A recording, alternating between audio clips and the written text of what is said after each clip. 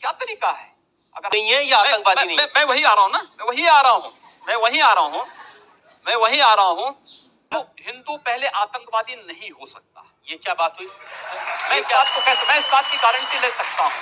इस देश के अंदर वे लोग भी प्रधानमंत्री थे जो कहते थे कि इस देश के संसाधनों पर मुसलमानों का अधिकार है। क्या इस देश का हिंदू यहाँ पर झक मारेगा? क्या तरीका है ये? आतंकवादी है, मिट्टी तेल छिड़क करके आग लगा दीजिए, फेंक दीजिए उसको, जिससे पता ही न लगे। क्या मतलब है?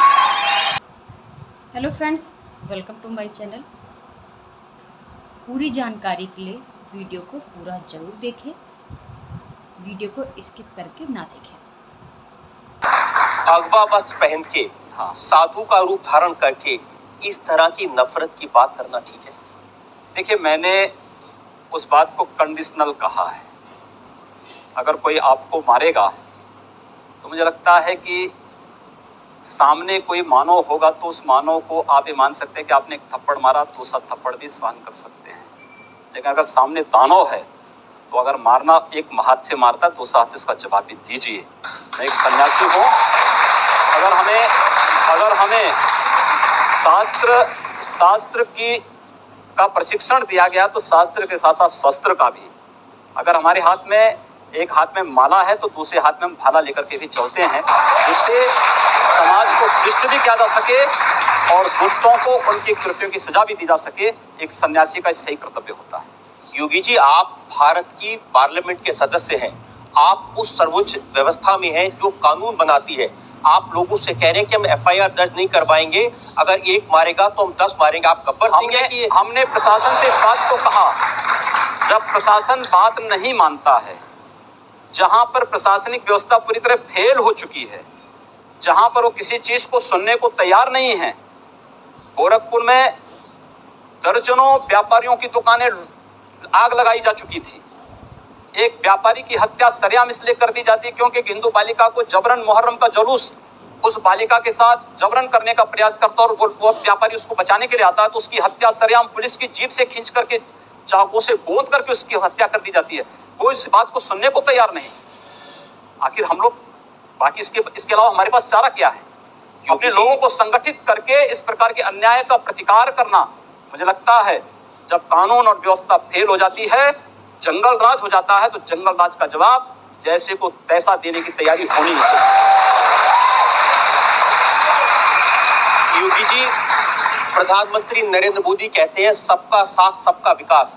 ऐसे विकास करेंगे लोग के घर जला के उनको मार के? हमने कहा हम पहल नहीं कर रहे हैं, हमने अपने तरीके से नहीं चलाया है।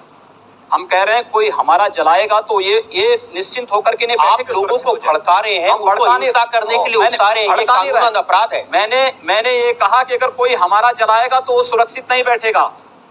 हम फिर इस बात की प्रतीक्षा नहीं करेंगे कि प्रशासन आएगा, हमारी बात को सुनेगा और फिर वह अपने तरीके से फैसला लेगा। प्रशासन रोके अन्याय। मैं फिर कहता हूं ना कि अन्याय किसी के साथ न हो, लेकिन हम अन्याय सहेंगे भी नहीं। लेकिन आप ये जानते हैं कि ऐसे भाषण देना, लोगों को भड़काना, मर्डर के लिए भड़काना, कत्ल के लिए भड़काना, आग लगाने के लिए भड़काना, ये कानूनन अपराध है। ये कंडीशनल है। अगर कोई आपको मारता है, प्रशासन कार्रवाई नहीं करता है, आप हाथ पर हाथ धरे रहे मत बैठिए, उसका प्रतिकार करिए। कानून आपको इस बात की इजाजत भी देता है कि आप आत्मरक्षा के लिए कुछ भी करिए। मैं आपकी इस बात से बिल्कुल सहमत नहीं हूं और बात आपकी सिर्फ यहां नहीं रुक जाती है, आपका अपराध और बड़ा है। आपने कहा कि अगर एक हिंदू बालिका को ले जाएंगे तो हम 100 मुस्लिम बालिकाओं को ले जाएंगे। कितनी खराब बात है। आपको लगता है कि हिंदू बालिका, उस बालिका को ले जाना उस लव जिहाद का एक हिस्सा जो देश के खिलाफ एक साजिश है। और आज जो मैं कह रहा हूं, हिंदू शब्द को आखिर आप लोग सांप्रदायिकता के उसमें क्यों रखना चाहते हैं? वो कोई जाति नहीं, कोई मत नहीं, कोई मजहब नहीं, कोई पंथ नहीं, कोई संप्रदाय नहीं। वो तो हमारी एक राष्ट्रीय पहचान है। अगर मैं उन 100 लोगों को राष्ट्रीय पहचान के साथ जोड़ने की बात कर रहा हूं तो कौन बुरी बात है? अच्छी बात है, सबको जोड़ा जाना चाहिए। आप तो खुलेआम कन्वर्जन की बात कर रहे हैं। ये कन्वर्जन नहीं, ये प्रावर्तन है। कन्वर्जन वह है, एक हिंदू का इस्लाम या ईसाईयत में जाना कन्वर्जन है। लेकिन अगर एक ईसाई और एक मुसलमान वापस हिंदू में आता है तो उसका प्रावर्तन है, घर वापसी है। मुझे लगता है ये उसकी घर वापसी का हमें समर्थन करना चाहिए, क्योंकि उसको उसकी राष्ट्रीय पहचान मिल रही है। ये देश का कानून इसका समर्थन नहीं करता। दूसरा करे अपराध, आप करें तो देश का कानून धर्मांतरण को स्वेच्छा से मान्यता देता है, लेकिन धर्मांतरण को नहीं। ये धर्मांतरण हिंदू में वापस आना, अपनी राष्ट्रीय पहचान में पुनः वापस आना। इस देश में आज तो अजय जी आप तो बहुत वरिष्ठ पत्रकार हैं, बहुत वरिष्ठ है, और मुझे लगता है कि आपके पास व्यापक अध्ययन, व्यापक अनुभव भी है। देश के अंदर जो डीएनए थ्योरी आई है, उसने इस बात को साबित किया है कि सब एक ही उससे मूल से हैं। और डीएनए थ्योरी इस बात को जब प्रमाणित करती है, तो मैं अगर उसी डीएनए थ्योरी के साथ जोड़ने की बात कर रहा हूँ, तो भारत की राष्ट्रीयता के साथ जोड़ने की। आप मेरी कितनी भी तारीफ कर रहे हैं, मैं सवाल नहीं छोड़ूंगा। नहीं, आप सवाल करिए। और मेरा सवाल आपके उस बयान को लेकर है। आप चूंकि गोल गोल बात कर रहे हैं, मैं जनता के सामने वो बयान आपको सुनवाना चाहता हूँ। एक और वीडियो हमारे पास में है, और सुनिए आपने क्या कहा। हम लोगों ने तय कर रखा है कि अगर वो एक हिंदू बालिका को ले जाएंगे तो कम से कम 100 मुस्लिम बालिकाओं को अगर वो एक हिंदू को मारेंगे तो 100 को हम भी आप जनता से कहलवा रहे हैं, वो एक हिंदू को मारेंगे तो 100 को हम भी। माननीय मुख्यमंत्री योगी आदित्यनाथ जी ने क्या कहा है, एक एक बात को गौर से सुनिए और सभी कमेंट करके ज़रूर बताएं कि मुख्यमंत्री जी ने जो कहा है वो सही है या गलत है। तो आप सभी कमेंट करके ज़रूर बताएं माननीय मुख्यमंत्री जी ने क्या गलत कहा है, क्या नहीं कहना चाहिए था। तो आप सभी अपनी राय जरूर दें। आप जनता से कहलवा रहे हैं, वो एक हिंदू को मारेंगे तो 100 को हम भी। लेकिन मैं नहीं कह रहा हूं ना, सभी कह रहे हैं। इस बयान में आपने ये भी कहा कि गोरखपुर में हिंदू लड़के मुस्लिम बालिकाओं से शादी करते हैं, ये परंपरा है। हिंदू मुसलमान नफरत मार काट, ये क्या शोभा देता है मंदिर के महंत को, भगवा पहने साधु को? हम कहाँ मार काट करवा रहे हैं। हम तो शांति से रहना चाहते हैं, बहुत शांति से रहना चाहते हैं। लेकिन जो लोग शांति से रहना नहीं देना चाहते हैं, तो आखिर उसका भी तो कोई उपचार होगा। उपचार जब शासन तंत्र के साथ नहीं होता, तो समाज को वह उपचार स्वयं अपने हाथों में लेना पड़ता है। और मुझे लगता है समय आ गया है जब उपचार लेना पड़ेगा। योगी जी, इस समय देश में आपकी सरकार है। एक तरफ नरेंद्र मोदी लाल किले की प्राचीर से कहते हैं कि 10 साल तक दंगे फसाद को पीछे छोड़ दो, सिर्फ विकास की बात करो। इस देश के अंदर एक भी दंगा हिंदुओं की ओर से नहीं हुआ। देश के दंगों के इतिहास को आप देखेंगे, मैं आपको बताऊं, पूरे देश के अंदर दंगे कहाँ होते हैं। 3 श्रेणियां उसकी हैं। 10 से 20% की आबादी, 20 से 35% की आबादी और 35 से ऊपर की आबादी। 10 से 20 की आबादी जो है, यहाँ पे छुटपुट सांप्रदायिक झड़पें होती हैं, जहां पर मुस्लिम आबादी 10 से 20% के बीच में है। 20 से 35% की आबादी जहां भीषण दंगे होते हैं, और 35 से ऊपर की आबादी जहां गैर मुस्लिम के लिए कोई जगह नहीं। ये केवल भारत की बात नहीं कर रहा हूं, पूरी दुनिया की मैं बात कर रहा हूं।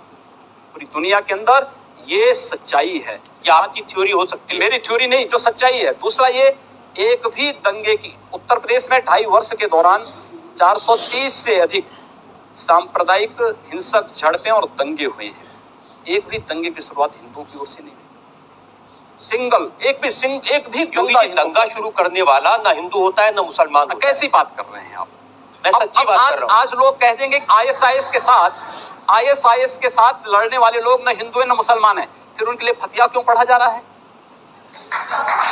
आप कहते हैं कि आतंकवाद की कोई जाति नहीं होती, और राम जन्मभूमि पर हमला करने वाले आतंकवादी जब वहां सुरक्षा बलों के हाथों मारे जाते हैं, तो उनके लिए फतिया पढ़ा जाता है।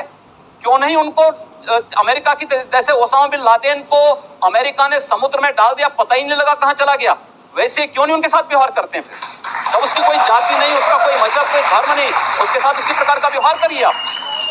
क्यों उसको फिर जाति के दायरे में, किसी मजहब के दायरे में उसको कैद कर देना ये तो चाहते हैं? आप कर रहे हैं कैद, मैं नहीं कर रहा हूं, ये वे लोग कर रहे हैं जो उनको उस प्रकार का वो देने के लिए उतावले दिखाई देते हैं।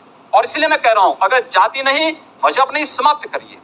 आतंकवाद की कोई जाति नहीं, कोई मजहब नहीं, आप उसके साथ उसी प्रकार का व्यवहार करिए। आप आतंकवादी है, मिट्टी तेल छिड़क करके आग लगा दीजिए, फेंक दीजिए उसको, जिससे पता ही ना लगे। क्या मतलब है? चीजें अपने आप समाप्त हो जाएंगी। अगर कोई हिंदू है हाँ। और वो आतंकवादी है, वो मारता है मासूम लोगों को, उसके बारे में भी यही कहेंगे आप? हिंदू पहले आतंकवादी नहीं हो सकता। ये क्या बात हुई? मैं इस बात की गारंटी ले सकता हूं। एक और, अगर है, गलत है, भारत के कानून के अनुसार जो कार्रवाई हो सकती है आप कार्रवाई करिए। देखिए, ऐसी बेसे पैर की बात का तो मैं भी कोई जवाब नहीं दे सकता। मैंने कहा ना तो दोनों बातें, मैं दोनों चीजें कह रहा हूं। पिछली सरकार ने हिंदू आतंकवादी नहीं हो सकता, क्योंकि उसका देश है, उसकी मातृभूमि है, पिछली सरकार ने ऐसे बहुत सारे लोगों को पकड़ा था, जिसमें आरएसएस के लोग थे, जिसमें प्रज्ञा भारती थी, बहुत सारे लोग थे जो लोग भगवा वस्त्र पहनकर आतंकवाद करते थे, जिन्होंने बम लगाए थे, जिन्होंने मारा था लोगों को। देखिए, उसमें साध्वी प्रज्ञा ठाकुर का नाम और स्वामी असीमानंद का नाम ये तब लाए थे जब, मैं आश्चर्य करता हूं, जिस मामले में चार्जशीट दाखिल हो चुकी हो, जिसमें नहीं, आप मुझे बताइए कि देखिए, ये साध्वी प्रज्ञा, स्वामी असीमानंद, ये हिंदू नहीं है या आतंकवादी नहीं है? मैं वही आ रहा हूं ना, मैं वही आ रहा हूं जिसमें इंडियन मुजाहिदीन के आतंकवादी पहले बंद थे, 3 सालों तक वे बंद रहते हैं, और अचानक सरकार परिवर्तन होती है, चार्जशीट वापस लेकर के, और फिर प्रज्ञा ठाकुर को और उसके बाद असीमानंद को उसमें जेल के अंदर बंद कर दिया जाता है। ये क्या तरीका है? अगर आपका कार्य करने का तरीका केवल इस आधार पर है, इस देश के अंदर वे लोग भी प्रधानमंत्री थे जो कहते थे कि इस देश के संसाधनों पर मुसलमानों का अधिकार है, क्या इस देश का हिंदू यहाँ पर झक मारेगा? क्या तरीका है? इस देश का प्रधानमंत्री सांप्रदायिक आधार पर विभाजित कर रहा है। हमने तो नहीं बांटा सांप्रदायिक आधार पर। सांप्रदायिक आधार पर आप घोषणा करते हैं कि इस देश में कब्रिस्तान के लिए आप बजट का प्रावधान